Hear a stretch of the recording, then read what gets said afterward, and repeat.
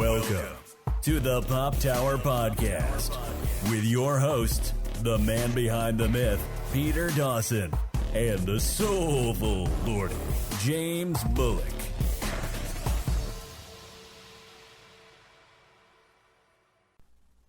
James.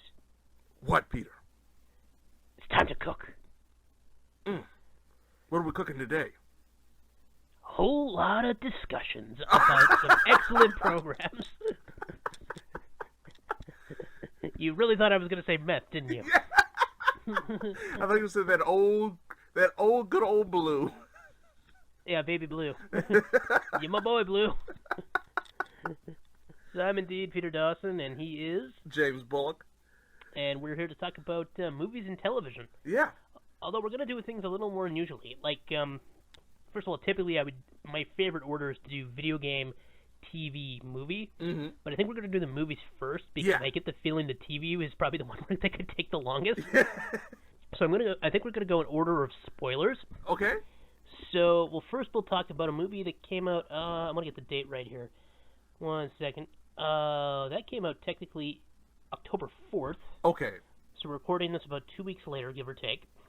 And we're going to talk about Joker. Yeah, this gives you a lot of time here because there's a lot of stuff to talk about, and we don't want to spoil it too much because to me, it's a really good movie. So this gives you a little bit of breathing room. Yeah, no, it's a good idea not to spoil it too much, especially because, to say something right off the bat, it does a lot of stuff you probably think you know where it's going, and refreshingly, a decent amount of it doesn't go there. Yes, very much so. I wouldn't say it's not predictable, because a good chunk of it still is, but the stuff that isn't predictable is quite refreshing. And it's in general, I would say, a pretty enjoyable movie. You said you quite liked it, yeah? Yeah. I right now, I gotta say, like, the movies we're talking about right now could be in my top 3 for all year so far. You know what? That's fair. I mean, it's hard to say. I mean, of course, I've still got a lot of attachment to Endgame, of course. Yeah, that's kind of like rounding it out right now. And we've had some other pretty good movies in the last little while, too, but... Scorsese is not pleased with me. Oh, Scorsese. Well, you gotta do that. Luckily, people have a new punching bag, which we're not gonna talk about, because that'll get us banned somewhere. Yeah, that's the state of the world right now, folks. That's what I thought. Winnie the Pooh couldn't be any more innocent. Don't go stirring the honey pot, kid. All right. But I guess we should comment before we go too far. This conversation right now is the equivalent of walking into a children's hospital with a gun in your pocket. Yeah, I mean, even if you're there just for purely innocent reasons and you just forgot you had it with you, no good will come of this. But I wanted to mention also, since we're talking about political stuff, I want to mention what Todd Phillips said. Because the director, Todd Phillips, he kind of ranted about how he can't make comedies anymore because of politically correct culture, but it's more just the nature of comedy has definitely undergone a shift lately. As people don't really find punching down on people as funny, at least just generic punching down. Because, I mean, you can still make comedies that, for God's sakes, was it Taika Waititi pointed this out? He's about to be in a movie where he plays Hitler. And it's a comedy. Right. Because he's specifically the imaginary friend of a Hitler youth. And it's a comedy, well, dramatic comedy, undoubtedly, about a kid whose mom turns out to be hiding potential victims of the Holocaust. Right. So it's like, ooh. But it's like, no, you can totally do dark comedy and stuff. And I mean, this film in general, it is kind of an interesting reflection, though, about the state of comedy. Which I do appreciate, because, I mean, there is, as it happens, there's some punching down in this movie. Yeah. And the movie points out that that's wrong. Yeah, it was amazing because I know a lot of people were very skeptical about the movie, especially in terms of kind of victimizing Joker, or the man that would become Joker, in this case, Arthur Fleck, that would kind of like, hey, this guy makes it okay to be violent against those who have hurt you because you've been beaten down all your life. Yeah. But thankfully, to me, they did it in a way that showcased, hey, it's wrong on both sides. Yeah, like, punching down is not great, and fighting back isn't necessarily always the right call either, especially when you go further. Yeah, because there's one scene, minor spoilers, I'm not going to go fully into detail with it, but there's a scene where he stands up for a certain individual, where Arthur Fleck stands up for someone that's being beaten down by someone, of course, that is stronger than them. And instead of just letting it go when he has the opportunity, he takes it one step further. And that's like that switch of saying, hey, I understand and relate to where you came from originally, but you went into a different place and a different avenue that definitely condemns what you were trying to do. Your noble action definitely turned immoral that quickly. I know, that's kind of the thing. I mean, like another great DC film that I kind of wish we could have talked about at the time, but I don't think we were even doing a podcast when it came out. Have you ever seen Superman versus the Elite? Yeah. Yeah. Like, that's a great examination of this very topic. Mm-hmm. So I think this kind of complements, because I love that film. I only actually watched it just last year, and I'm like, man, I should have watched this years ago. Yeah. That's easily one of my favorite DC films of all time right now. And, but yeah, no, in this case, this film kind of offers a dark kind of counterpoint to that on the nature of violence. And it is a very good character study to a degree. Because it's funny, what was it? The Killing Joke was one of the inspirations for this. Yeah, it was very interesting because if you read The Killing Joke, for those who haven't, the way the origin story plays out in that is completely different from... Yeah, like you can see where they pulled the inspiration. Right, but it's nothing like that. No, but then they clearly took elements like... probably the three easiest to compare it to, three films off the top of my head that you could compare it to, which is, we'll get into something about it, but like you can compare it to Taxi Driver. That was the first thing I walked away with. Well, see, the first one I walked away was the second one I'm going to mention, which is King of Comedy. I thought about that one too. I knew that was probably the top two. Like I said, Taxi Driver was definitely the one I walked away with, and the King of Comedy definitely is right there with it. And then Falling Down. Yeah. Yeah, that's the thing. There's a lot of films you can compare this to, and I mean, if that's the thing. The stupid media panic. It's like, oh, it's gonna make people do dark things. I'm like, yeah, it's gonna corrupt the children. Those somebody movies please still think of the exist. children. I mean, granted, King of Comedy doesn't necessarily portray the most sympathetic light for the protagonist. It just tries to make us understand him. Whereas Taxi Driver, he comes off a little sympathetic. Yeah, he really does. I always thought the more interesting thing was just like he has a hard time functioning in normal society, and he doesn't even realize it. Yeah. Like, that was the really interesting thing there. And then, doesn't he get... wasn't the Taxi Driver... He takes his date to a porn movie and doesn't understand why she's upset? Yes! Like, there's a cleverness to that, which... I think if there's one thing that I have around with Joker, it lacks a bit of the subtlety. Like, it makes it harder to understand how he functions in public compared to, like, Taxi Driver, where you can see why this guy could be in public and no one's noticed. Right. Like, you still see a descent, and, like, Joaquin Phoenix's portrayal is phenomenal in that respect. Oh, my goodness. Like, I get the feeling on the page, this script is maybe above average, but, like, the performance really gives it that extra oomph to make it a pretty good film. You know what? That is a very good point. Like, thinking back, like, he is so mesmerizing that every little thing he does in the movie... Like I said, a lot of the things, like a lot of the story beats and everything, are so just reflective of movies that have been done before. Oh yeah, well, there's more than once. Sorry, just to quickly. Yeah, no, a couple points where I thought where they were setting up a plot and it was going there, and I'm like, oh, don't do this. And then thankfully they didn't do that, and I felt better. But I was still, I think that affected my perception of the movie a bit, worried about where they were going with it. Right, and like I said, there were several moments just overall that just feel kind of stereotypical. It doesn't feel like it's anything special, especially like if you read it as it was written, it doesn't sound like it would be something very special. And then one more thought here. Mm-hmm. I guarantee the Wikipedia description of this film makes it sound way more boring than it is. I'm not even. I have got the Wikipedia page open. I'm not going to read it, but I guarantee it won't sound as good. Okay, no. I can actually read just one little line, and that just I just think that it's great because it doesn't convey just how powerful the moment was of Arthur's comedy show goes poorly. Oh man, yeah, that is oof. Like that in a description, in terms of just trying to give you a synopsis of the plot, bears nothing in comparison to what happens on screen. Like, it is incredible when you watch it on screen. That, like you said, does no justice to it whatsoever. Absolutely. Yeah, but Joaquin Phoenix, I was excited about, like, of course you see the trailers, and I try to stick away from trailers after I see, like, the initial one, because I know they put so much stuff in there now that you kind of spoil the whole movie just watching the trailer.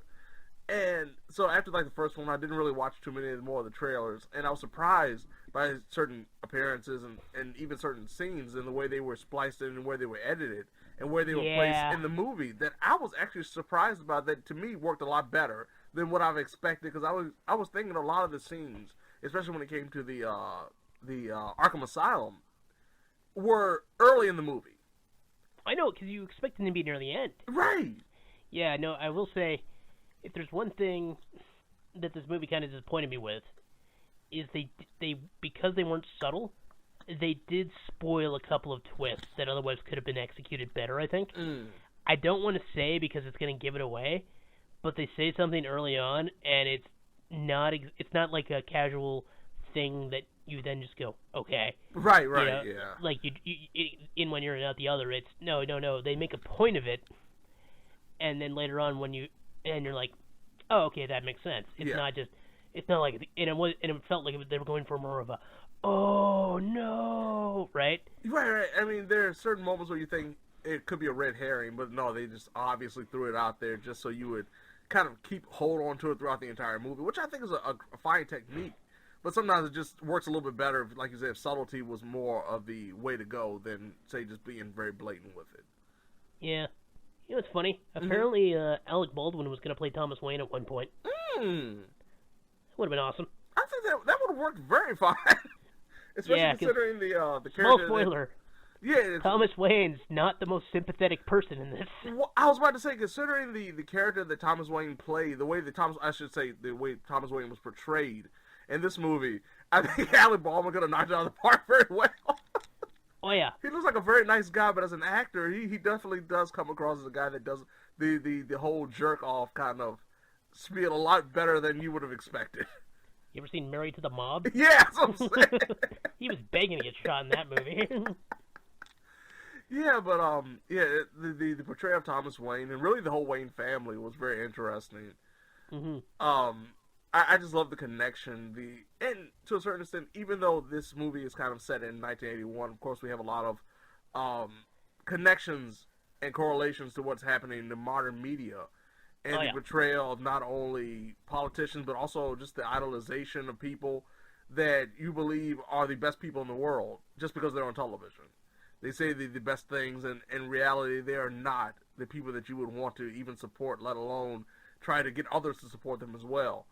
And I just think that the whole kind of knock on society is great. But I think a lot of people actually lose the point, especially when it comes to the ending of the movie, that it could be from the perspective of a single individual and not just everyone. Well, because that's the thing, yeah, it's very much a point of view movie. And, like, the other thing about the movie is that I feel like they should have focused on that a bit more, because it would help with the subtlety problems the film can have.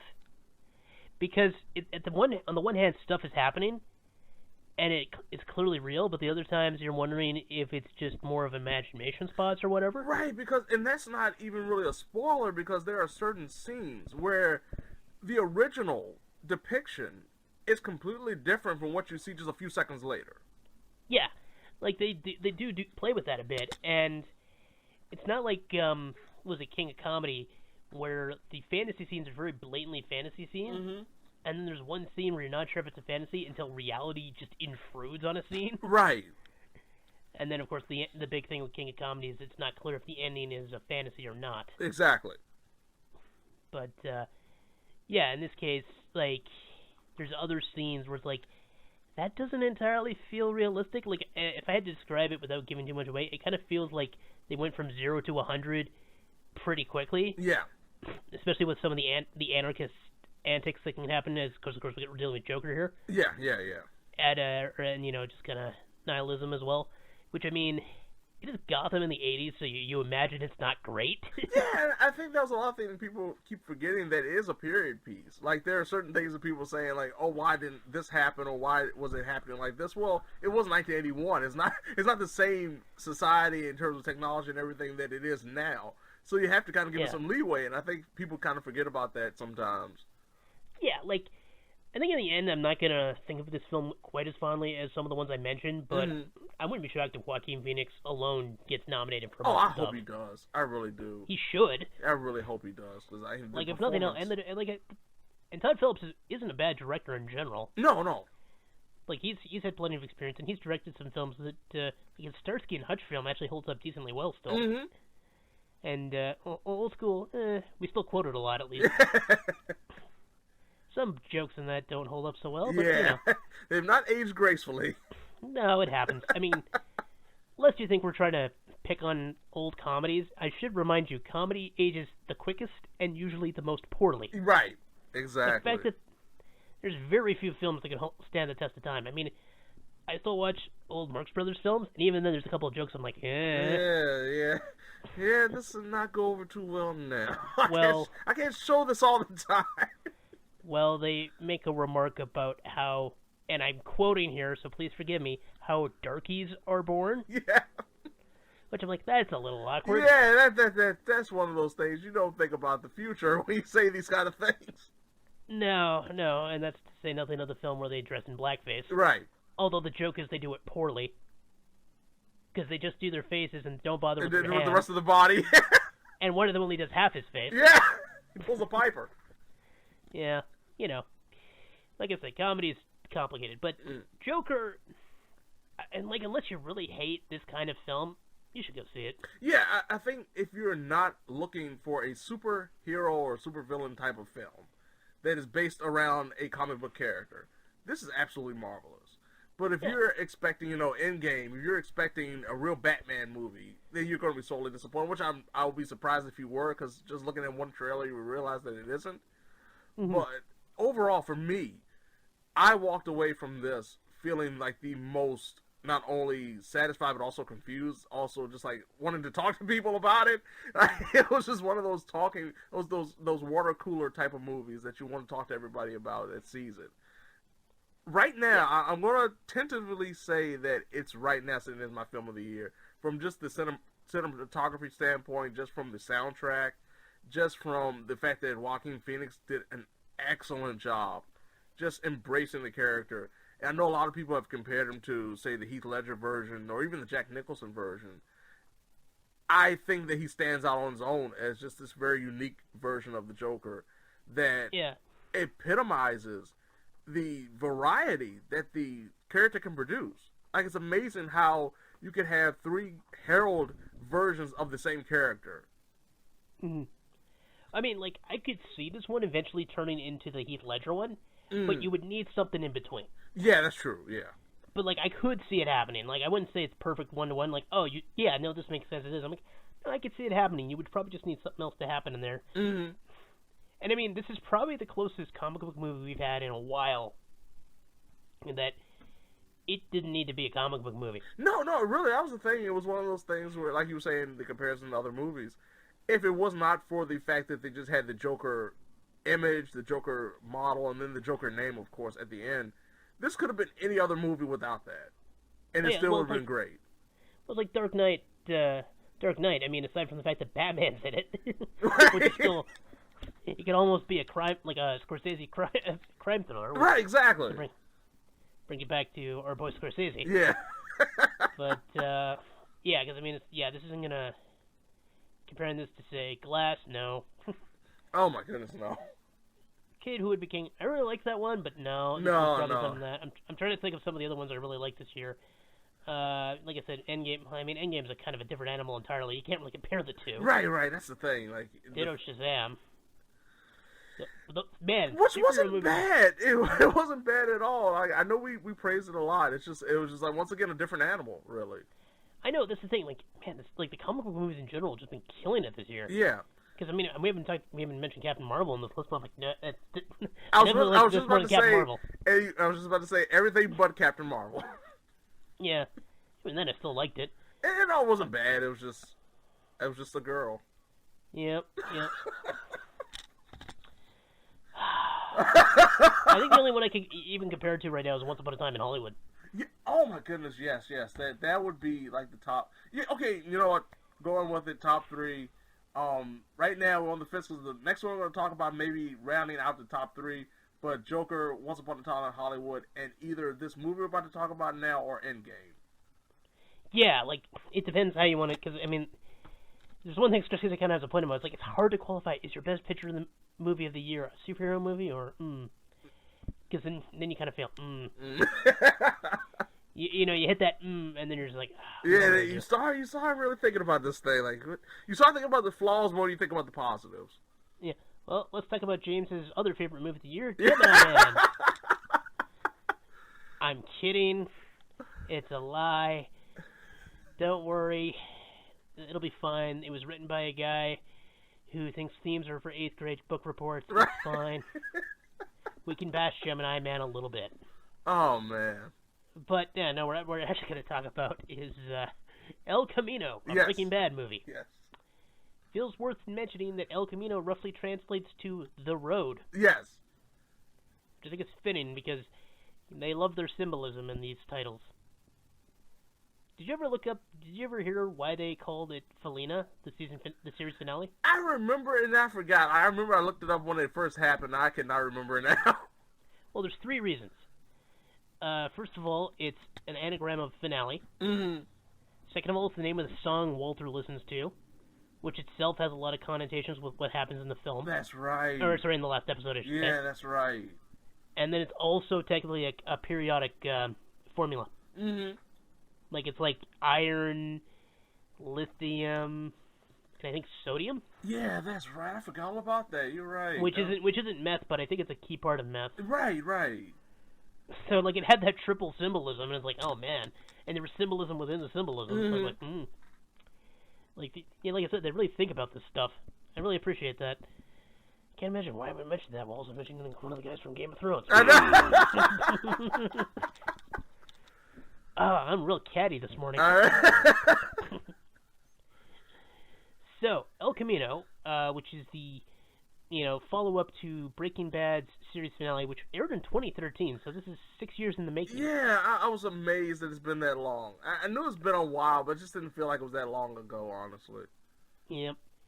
My roommate actually just finished watching Breaking Bad right in time for this. Oh, right, awesome. Yeah, so I may slip in a couple of reactions he had because they were pretty funny. Yeah. Like I said, that's amazing because like he's coming into it not only fresh from just watching the series finally, but also fresh because he knows a lot more. He remembers a lot more stuff than probably we did watching it. Yeah. And then, so in this case, yeah, Netflix put it out. They produced it and everything, and then it was done also by Sony Pictures. Mm-hmm. And then everybody came back to do it. Everyone who could anyway. Vince Gilligan wrote and directed it. Aaron Paul came back in the head role because he's playing Jesse Pinkman because, spoiler for a 6-year-old TV series, Walter White's dead. Yes. Oh, I was so happy. They announced it almost at the beginning of the movie that Walter White is dead. There was no conflict. There was no, we couldn't find a body. He's dead. I'm happy about this. Yeah, no, and they even mentioned Lydia. Yeah. They didn't say she was for sure dead, but she said, she's probably going to die. Right. She's expected to die. And it's like, oof. Yeah. But so in this case, it follows Jesse Pinkman because, like, he had the most ambiguous ending in the series of anyone who had an ending. Mm-hmm. Because, his family did, but it's like, they're in witness protection. They're probably eventually going to be fine. Right, exactly. They've gotten away from those. They're going to have some serious issues when they get older. But they're going to be fine. Yeah. So this movie wisely doesn't have Skylar, doesn't have Walt Jr., doesn't have, why can't I think of her name now? Marie. Yeah. Yeah, none of them are in this. No, nothing of Walt's actual blood family are involved in this movie, which I appreciate too. Yeah. But, instead it follows Jesse, who we last saw escaping from the Nazi compound. Mm-hmm. Sorry, neo-Nazi. Yeah. He didn't travel back to 1945. I feel like that's important to say, especially since we talked about Jojo Rabbit. Yeah. But, so it's all about his escape from, like, even though he's escaped the compound, he still is a wanted man. Right. Who will probably, like, despite what happened to him, will probably still, you know, have a lot of trouble on his hands. Yeah, because, I mean, they all know, especially after they started connecting the dots, they found out what Walt was doing. It's now it's national news that Jesse was involved. So, I mean, he still is a criminal. Yeah, and Hank, like, any deal he had with Hank probably died with Hank. Right, exactly. Oh, and Gomi. Don't forget Gomi. Oh, yeah. Yeah. Man. Poor Gomi. That's it. Man, what a way. Oh, so, Breaking Bad is some of the best character deaths you could ever imagine. I know. So, in this case, yeah, we see it's a story about Jesse as he tries to find a way to leave town. And I'm going to spoil a couple of small things here. Yeah, you can spoil one thing. He wants to go to Alaska after he has a conversation, which is right at the beginning of the movie with Mike, who also is dead. So... Yeah, because they do a flashback to him talking to Mike, presumably right before they were going to sell the methylamine in Season 5. Exactly. Yeah, and we do get more flashbacks. I'm not going to go into the nature of those, but I will say there's a lot of flashbacks that include characters who are deceased in the current timeline. Exactly. Which is how they got around bringing some old characters back. But, in particular, because it was a really high-profile thing that Jonathan Banks was back as Mike, even though Mike was dead. Right, exactly. Yeah, so that's how they did that. And, as you'd imagine, some characters who would logically turn up do, like, to mention one thing that made my roommate super excited, almost immediately we see Badger and Skinny Pete. Yes, and we got to tease that Skinny Pete was going to be in the movie with the trailer that first came out. Yeah. Where we find out exactly what happened. Because I'm assuming that the trailer wasn't just a tease, but it actually did follow what happened after kind of like the police got a hold of the idea of what car he was driving. And Skinny Pete's a big part in just trying to normalize. Because, I mean, him and Badger, of course, they're pretty much struck out. They look so much older now, visibly so, but they still dress like they did back in the beginning of the series. Like, never change you two. Oh yeah, no, my roommate was actively cheering when he went to go see them, and he was like when he watched Felina, when he discovered they were the guys with the laser sights. Yeah, he was going like, yes. And it's better when you realize I bring that up not just because of his reaction. Remember, Wolf gave them a big wad of cash. Yes. What happens when Badger and Skinny Pete see Jesse? They give him that same wad. It's to give it right back to him. I mean, they are loyal. It's so amazing. Like, that's friendship goals there. I just want to also point out, they were playing on a new TV, a new video game. And remember, the wad was $10,000? That's not how much they gave him. Yeah. That's where the rest of the money went. Yeah. Again, this is why I love this show's writing so much. Like, even if you think there's stuff that are mistakes, there are such clever little bits like that. It's like, oh, that's brilliant. But the other thing I wanted to mention real quick, just to kind of get a bit more of an idea, like, he goes to see Badger and Skinny Pete, they help him out, and one of the big things, because I want to mention this actor, is he has to go find the vacuum cleaner salesman. Yes. Who can get him a new life. Played by the tragically passed away right as this movie came out, Robert Forster. Yeah, that was so surprising when I saw that trending, and I had no idea that, like, one, he was sick, and two, the fact that he made his return in the movie, and unfortunately couldn't be celebrated because I know.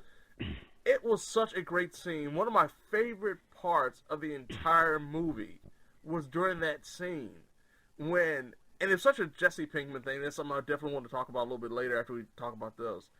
It was such a Jesse Pinkman thing when he confronts him. He finally finds him, and he tells him, "You're the guy." And of course, Ed. His name is Ed. The character is Ed in the show.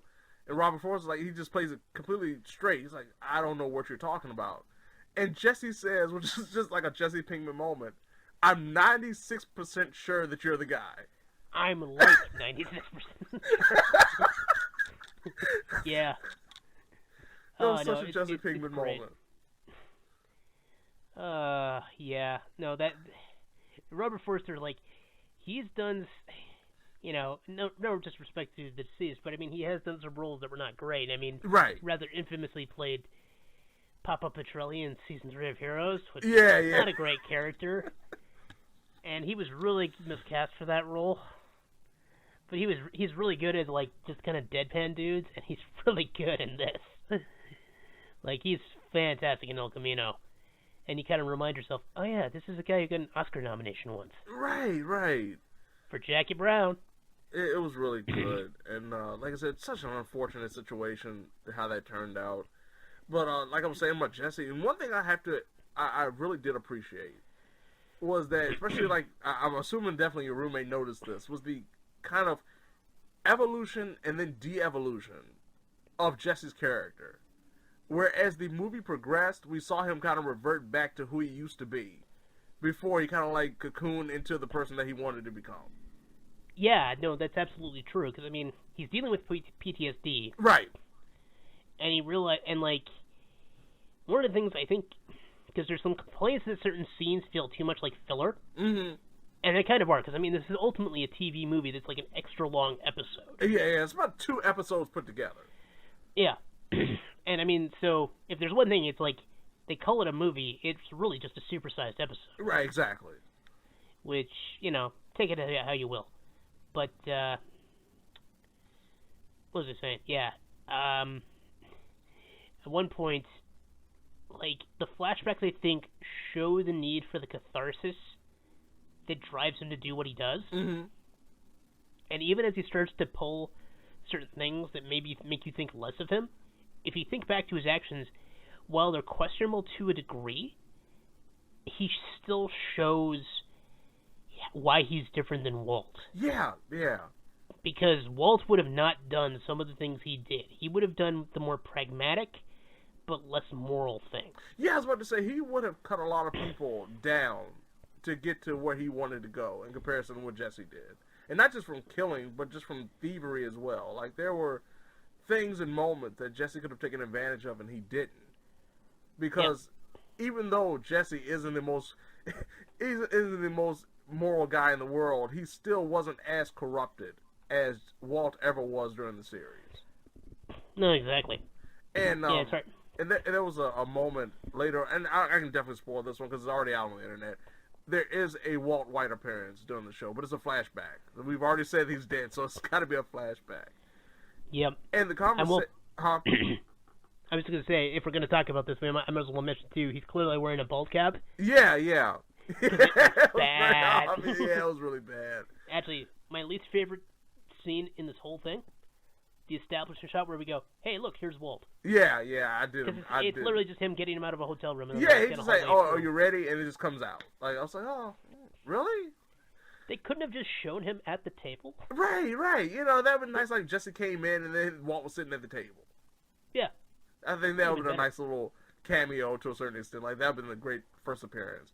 But I just also the only scene where he says bitch. Yeah. Sorry, I had to point that out. Go on. I think we'll do it during the duel, but he didn't. He held back on that one. But like I said, the scene where him and Jesse sitting down there talking, and Walt's trying to convince him, you can do something after this, and go to college. And Jesse's like, I'm not really made for that. And then Walt kind of tells him, and it just puts you in the perspective of like how Walt became the guy that he did. Was the fact that he told Jesse, you, at your young age, have done something with your life that's significant. And you're like thinking about it, especially the way the series ends, especially for Walt. Like, man, that's the most significant thing you've done in your life. It didn't turn out too well. And Jesse even looks at him like, really? Is that what you're thinking about as significance to making a good life? And like I said, it just showed you the kind of the mentality of where Walt was even before he really got big, and the mentality of Jesse that played into what we saw in the movie. Well, I mean, also don't forget, Walt won a Nobel Prize in physics. Yeah, that's true. And he doesn't care about that as much as... He doesn't care about that. I'm sitting in the New Mexico desert making math. Yep. Well, he makes a fair bit of money out of it. Yeah, he did, but like I said, I mean, you couldn't even enjoy it though. That's the thing. Like, you make the money, but you can't even enjoy it. I mean, they literally caged Jesse for this money. Yep. And I don't know if there's much else to say at this point. Like, No, it's very good. No, just only thing I'll say that Jesse Plemons, who played Todd in the I believe it was like the 5th season when he came in. Also, the 4th season. Okay, and he does a masterful role. He's so creepy. He just plays such a creepy guy so well. Yeah. Did you also notice when he says, "This place is full of what does he say? Easter eggs?" Yeah. Which is a meta bit because his apartment is absolutely full of Easter eggs. Yes. Including my personal favorite, one of his snow globes is clearly supposed to be him and Lydia. Yes. And it's like, well, that's creepy. Yeah. There's a good reason he never got with her. And she had good taste in that respect. Oh, man.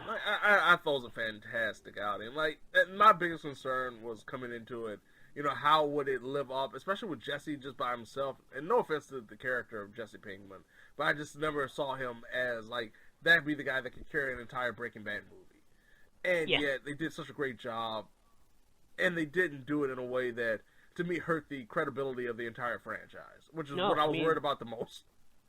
I mean, aside from maybe 1 or 2 scenes being unnecessary, the only other major criticism I have is something they probably couldn't really control, especially with the budget they had, which was stuff like Jesse Plemons is noticeably a bit thicker now. Yeah! The actors are noticeally a bit older. They need that Gemini Man money. It works. Sometimes it's covered up well, sometimes it's not. Obviously, Bryan Cranston, I mentioned the bald gap, just because it looked... It was so bad. I appreciate, he's really good in that one scene. I'm glad they got him in there for something. It was like, how much money do you need to have so you can shave your head again? Like, he's probably busy. Yeah.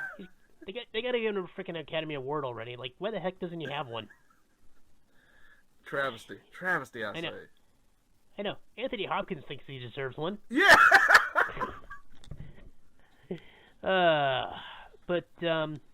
Well, I think it's at this point that now we move on with podcast time remaining to AEW Dynamite. Oh, I thought we were going to talk about Hell in a Cell's finish and how great it was. I don't know. I'm still seeing red. I actually ranted about this to someone else who didn't watch wrestling. Because I put it out, it's like, so this is the week AEW starts airing, and this is what they did. And I pointed out what they did on Raw, what they did on I pointed out how Raw ended with a cucking angle, which I'm like, that's terrible way to end your show. I mean, they were going with 2 of them at the same time at one point until they just dropped the whole Maria and Mike Kanellis bit. Yeah. And then we got SmackDown, which ended with Kofi losing the title in 6 seconds, and now apparently he doesn't care. I do not. We'll just go off on. I'm gonna just go off on a quick tangent with that. And the worst part about that, they could have avoided this so easily. If I had the armchair book that match, and they still wanted to have Brock win. Sorry, I should probably say, just so we're, in case anyone's confused, we're gonna be talking about pro wrestling for the rest of this episode. But so, I just want to make 100% clear. We're going to mostly talk about AEW, All Elite Wrestling, and its show and just in Dynamite comparison on TNT. of why I was satisfied with AEW compared to WWE and those big moments. All right, vent. Really quick. Okay, the Kofi Kingston-Brock Lesnar match. Could have easily booked it this way. Had Kofi come in there, Brock's not ready for him, he rushes, hit Trouble in Paradise, rocks him, goes for it again, catches him, F5, that's it. Yeah. Kofi would have at least gotten a hit in. It would have shown like, oh my goodness, we could tease the idea that Brock could lose. And then Kofi loses. And like you said, then the next week Kofi's skipping a dance like nothing ever happened. If you had not watched WWE programming from this time last year to now, you would have never known Kofi Kingston was a WWE champion. You know what I would have loved? What? Kofi goes in. Brock suddenly catches him by surprise. As Kofi is desperately trying to stay alive, Rey Mysterio comes out, interferes. Well, that's exactly what I thought was going to happen originally. Yeah. Once he beat up Rey the Monday before, that's what I thought was going to happen. Because Velasquez versus Brock does not need the title. No. To say nothing about the controversial area it's airing in, let's just say parts unknown. It's nice of them to finally be hanging out in the Ultimate Warrior's neighborhood. Yeah. Celebrating. Yeah. The spirit of the warrior lives on. Rest in peace. Yeah. Man, we've talked about a lot of dead people this week. I know. But, yeah, no, and then freaking Hell in a Cell, I just love that. Okay, we can't have The Fiend lose. We can't have Seth Rollins lose. But we put him in a Hell in a Cell match because we're idiots. Yeah. So let's have a Hell in a Cell match end in a DQ. It made no sense, and the worst part about it was the explanation was the referee's discretion. Like he saw Bray. Did you see the video of Brian Alvarez reacting to the mallet? thing? I saw that he fell on the floor. Like a big mallet, okay. A smaller mallet, no. No. I mean, the fact is that he was beating him with a ladder, he beat him with a chair, he beat him with a toolbox, and none of those moments was the Fiend actually moving. Yet it wasn't until the sledgehammer moment was that the referee said this was too much. The Fiend snapped his neck. So breaking someone's neck is perfectly legal. No. You know what's perfectly legal? Trying to impale someone with a giant mallet. Like, and don't forget, this is Hell in a Cell, where Mick Foley famously fell through the top of the cell, and then JR screamed, "My God, somebody stop this man! Man has a family." And the thing about, I'm not even going to go with that one. That's an easy one. But let's go with one like Rikishi getting thrown off of the top of the cell. Let's talk about Cactus Jack getting thrown through the cell and breaking the ring from Triple H. Let's talk about when freaking Undertaker threw Edge through hell and threw him through the ring in Hell in a Cell. Yeah, that's right. He flat out sent Edge to hell. Yeah! There was flames that came out of the hole. Edge was apparently dead. Like, come on, guys. We've had fire. We've had barbed wire. We've had, like, everything you can imagine in Hell in a Cell. And yet, this time, this was too much. We even had holograms. We had a hologram. It's like the therapy ref from when Bray Wyatt wrestled John Cena at WrestleMania. Yeah. Don't do it, John. This isn't you. Don't do it, Seth. This isn't you. No, don't do it, Kobe. They said his real name. Like that. Oh man, this really adds a layer of just incredible realism to it. I just would have loved at one point if they had that guy in the crowd. I can't remember what match this was, where it's like, "Don't do it." Then somebody hit the guy with a weapon. He's like, "Oh no, you did it." Anyway, we're not actually talking about WWE. Yeah. Oh man, you just uncorked something in both of us. No, same here, man. That's been waiting. That's been waiting for a while. I want to talk about something that makes me happy. That mostly makes me happy. You want to be? And that is a little bit of the bubbly. Little bit of the bubbly. So, All Elite Wrestling was, for those who don't know, was created by a group known as the Elite, which includes the Young Bucks, Nick Jackson, and Matt Jackson. Yeah. And then Cody Rhodes, also known as the American Nightmare Cody, Kenny Omega, and I feel like Adam Page isn't technically part. No, it was just those four. Yeah, those were like the main four, but it was like Page is a part of the Elite as a wrestling unit, but not necessarily in terms of when it comes to the business side. Yeah, he didn't have anything to do with the business side, because the Elite also consisted of poor Marty Scurll. Oh yeah, poor Marty. All his friends are dead. I love those jokes. Oh man, yeah. So those guys are all involved, and like they got into bed with Tony Khan, son of Sadiq Khan, so co-owner of the Jacksonville Jaguars, and something else I'm forgetting. It's another group. Yeah, I know what you're talking about though. I'm gonna look that up as we keep talking. Yeah, okay, so it's a football club in London. Oh yeah, the Fulham or whatever. Yeah. Yeah, I should have had this ready. Why can't nobody cares about this. All they care about is the great AEW action that we're going to talk about. Yes. Fulham FC. European Football League. Anyway, yes, All Elite Wrestling was created in 2019. And it's had a few pay-per-view type events so far, because we had Double or Nothing was the first official AEW. Yeah, it was a traditional pay-per-view. Yeah. We don't count All In, even though All In was sort of our precursor. Yeah, like I said, I've always said this, and I'll continue to say I believe All In was that litmus test. Like, this was the testing product of them saying to the cons, if we can have this is what you'll get on a weekly basis. Yeah, well, because Tony Khan was in the audience. Right, exactly. Like I said, I know that like they were already having dealings, but just like having an actual visible product of seeing with All In was like, okay, yeah, we can do this. Yeah, they just didn't keep the Dick Sorcerers. Oh my goodness. Sorry, poor, Dick Druids. Yeah, poor Joey. Joey Ryan, there's no way he was going to fit in. You can have everything, but you just can't have Joey Ryan. It happens. I mean, there's still some debate of whether or not they should have had Orange Cassidy, but they do. No, they need Orange Cassidy. Orange Cassidy is money. Yeah. He's going to be the R-Truth of AEW. He basically is. Yeah, you're not wrong. So AEW Dynamite airs Wednesdays on TNT, coincidentally up against NXT on USA. Yes. Weird. And don't forget that NXT on USA started 2 weeks before AEW on TNT started. And unfortunately, they did at the worst time because there was during another show that was trying to wrap up a season finale. So like the first half of the show was on USA, and then the other half was on the WWE Network. And people trying to jump from USA to WWE Network or crashing the website, so nobody could even watch it. I know it was a bit of a mistake. Yeah. But All Elite Wrestling. So what they've been doing for the first few weeks is they've been establishing Chris Jericho, who is their first World Heavyweight Champion, which I think was the best thing they could have done.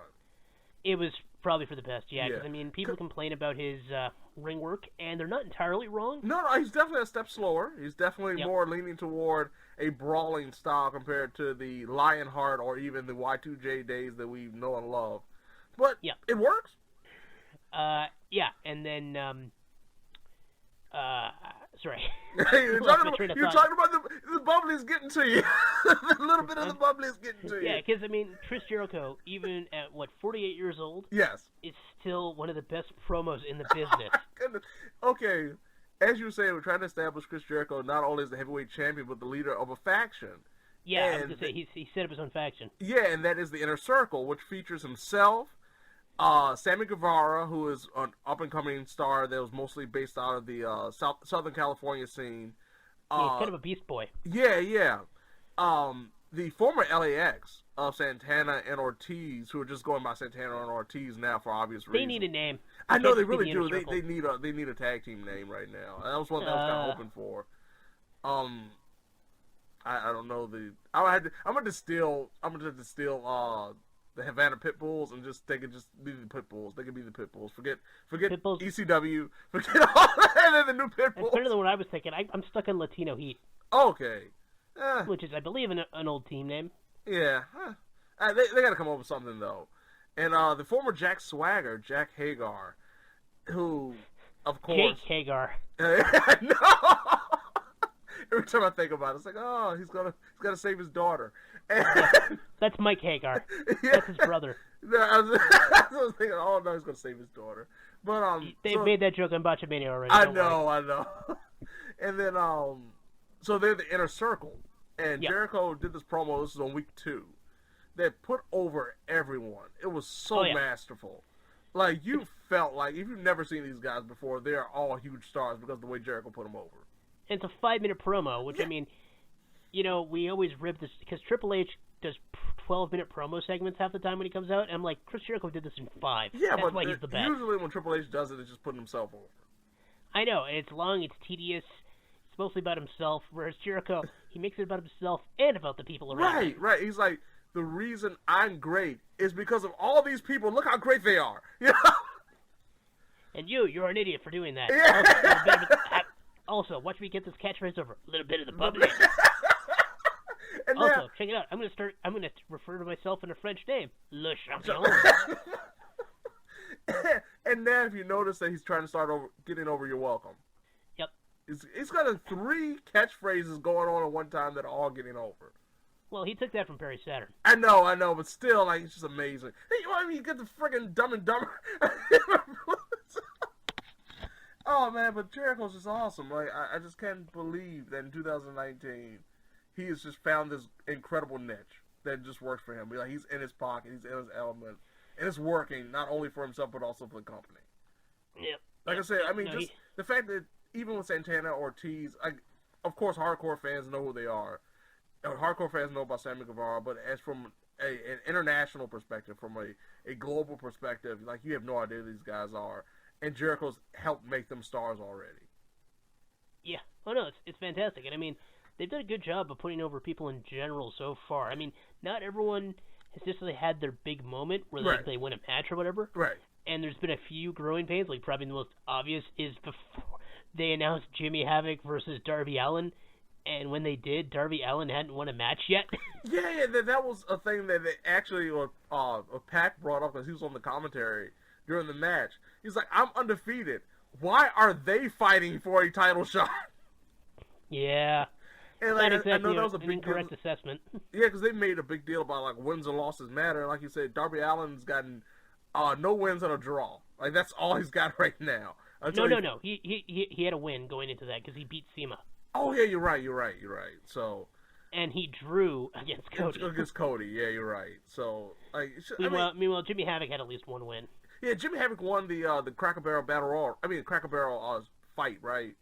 The Cracker Barrel triple threat, yeah. Yeah, so he had one win. But like I said, compared to Pac, who defeated Kenny Omega and Hangman Page, like, pretty much the two top contenders. And he's not... Two of the top dudes in the company, yeah. Yeah. Hangman Page, Kenny Omega doesn't have a official singles win yet. Yeah, no, he does. He has one over Shima.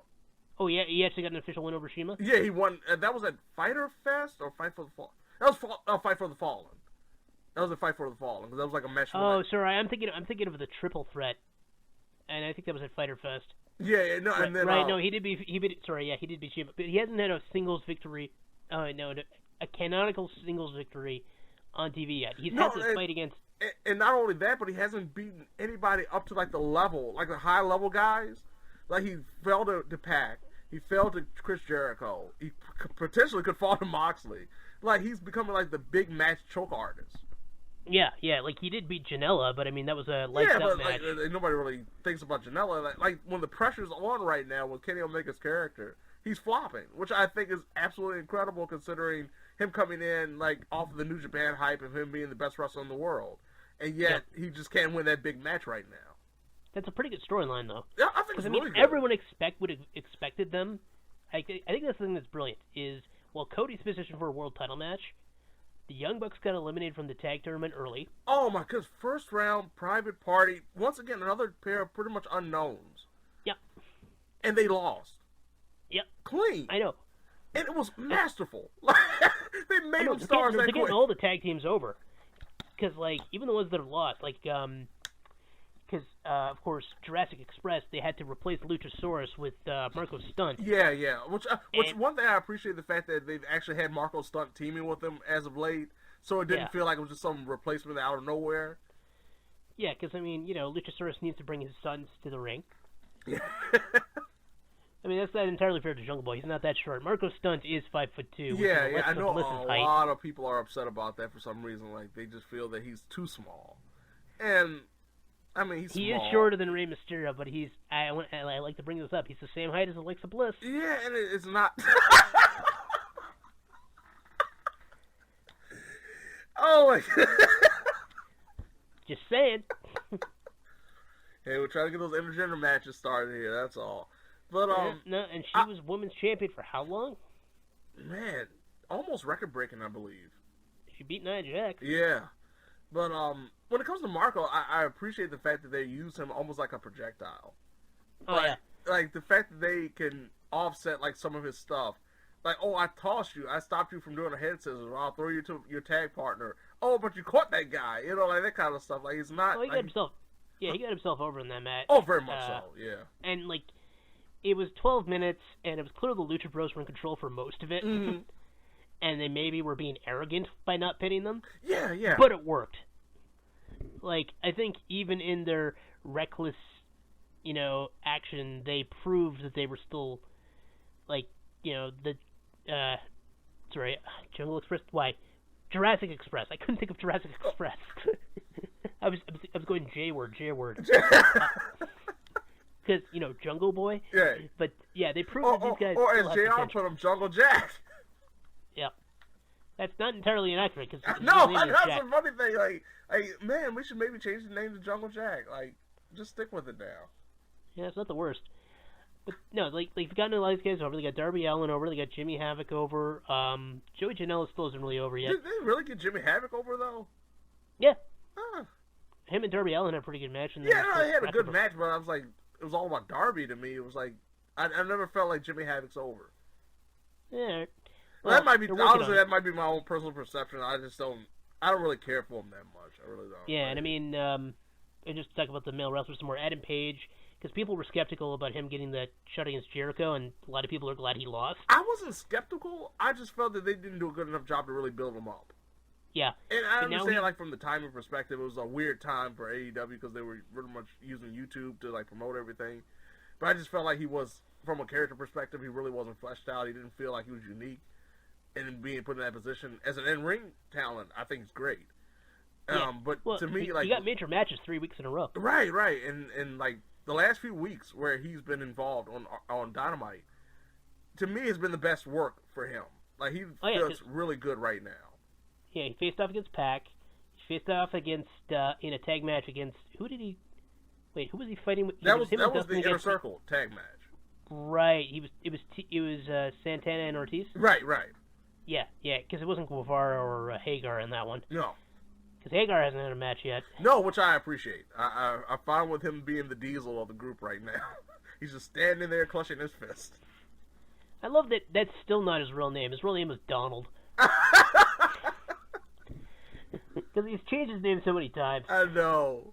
Like, Cody's real name is Cody Reynolds, right? So it's like, some of these guys are using real names. And we don't know what Darby Allin's real name is. Yeah, I have no idea.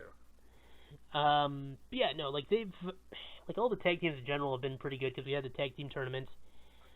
We need Dark Order to have a good match because they've been a little... And I love them. They were Super Smash Brothers. I've been a fan of them for years. And nothing is clicking for some reason. It's just weird. Yeah, hopefully their match this coming week will go over. Like I said, we're covering the first 3 episodes because we haven't seen the 4th one yet because it hasn't aired yet. We'll see if that changes the math a bit.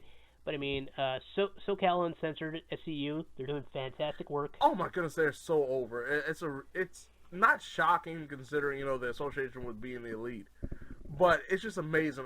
I did not expect them to be that over. Yeah, well, especially, like, they did that weird Obama thing, and at first I was like, why are they doing this? It's 2019.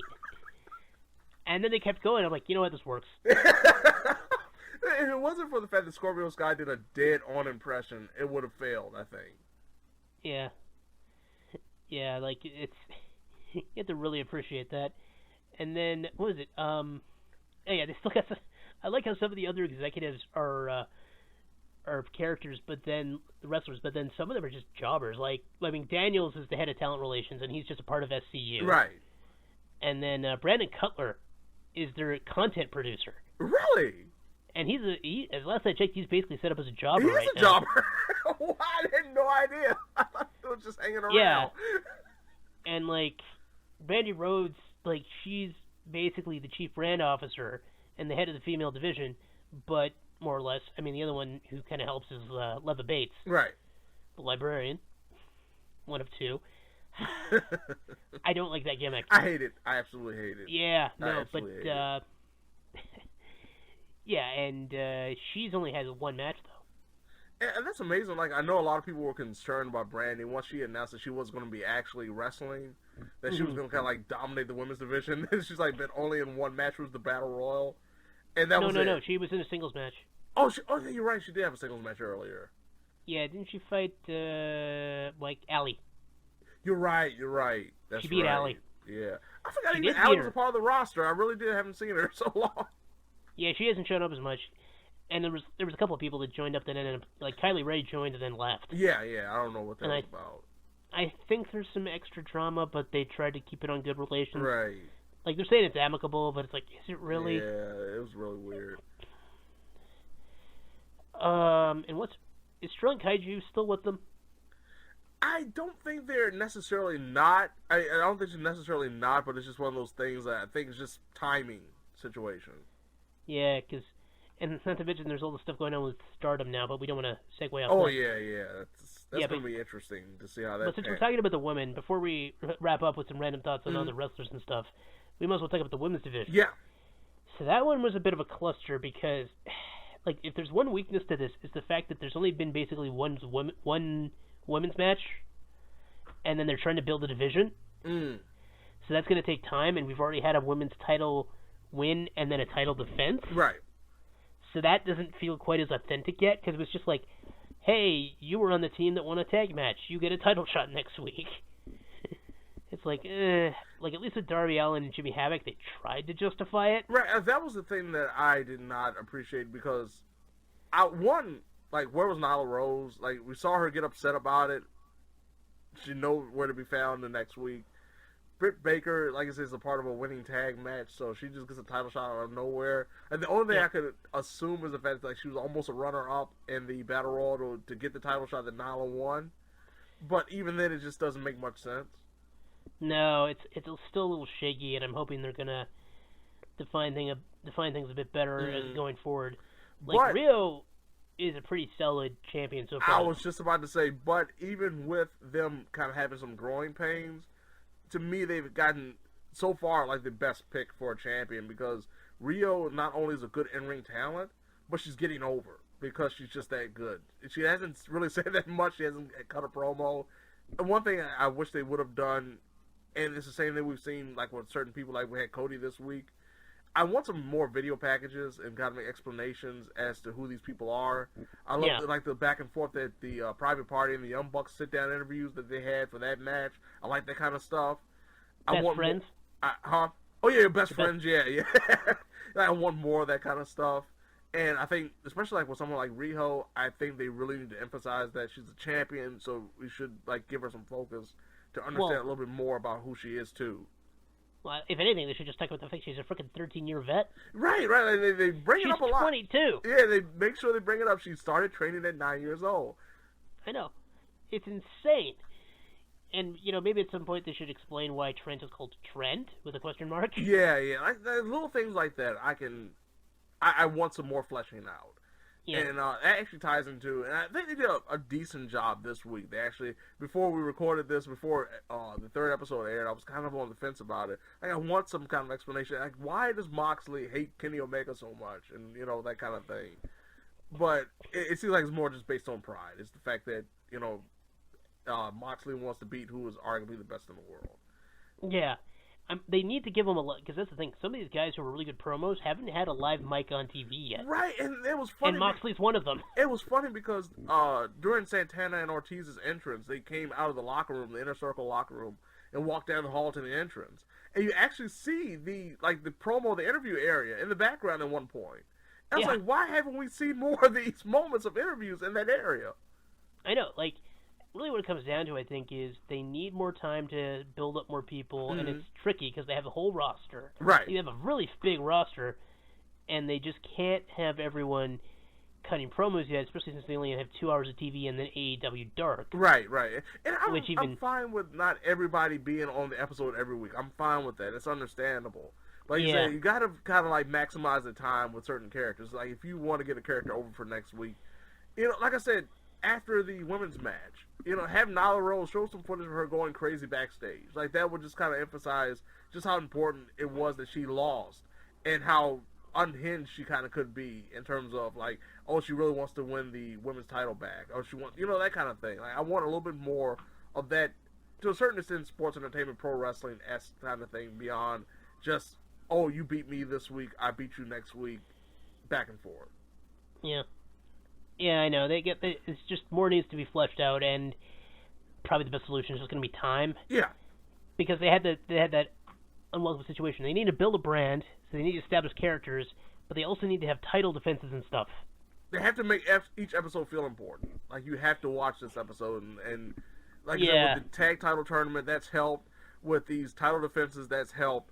But then, when you get beyond that, what else do you have? And that's the thing they have to really make sure they focus on. They have to really make sure. And like I said, with the whole thing when they did the video package building up Cody versus Jericho, like that kind of stuff is absolutely necessary. And it's done incredibly well when they do it. Yep. Yep. And I really hope they reuse that sweet promo image they had for All Out with the Omega symbol and then the Moxley X on it. Yeah.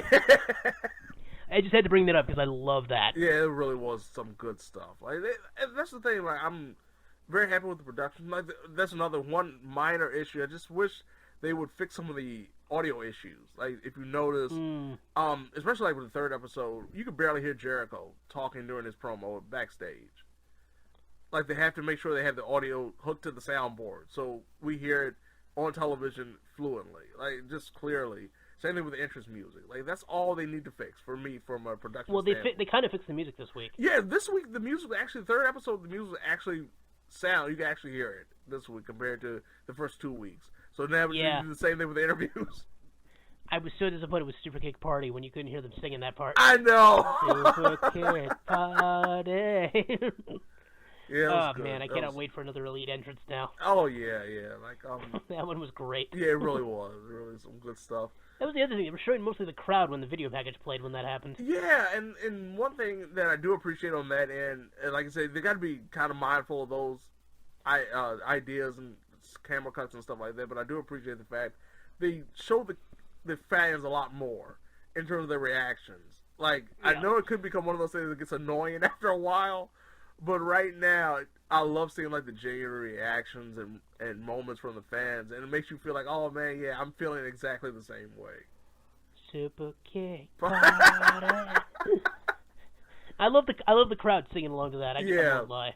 Yeah, the crowds have been absolutely great thus far, too. Like, they're hitting all the right markets, hitting all the right people.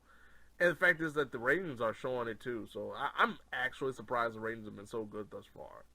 Yeah, because they're holding it over 1 million, and that's with repeats and everything. Right, which is amazing. Brand new brand, and with the guys that apparently aren't necessarily stars in the world of wrestling. They are... Oh, outside the world of wrestling, they're definitely not. Yeah! So, it's all because of Chris Jericho. That's the answer. That's the answer to every question. Yep.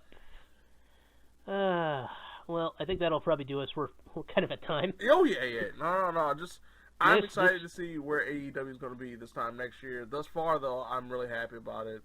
Like I said, just minor problems here and there, but I think, like you said, it'll take time. Once time gets better on their side, I think it'll be a lot better of a product from just a production standpoint. But from an in-ring standpoint, absolutely phenomenal so far. Absolutely.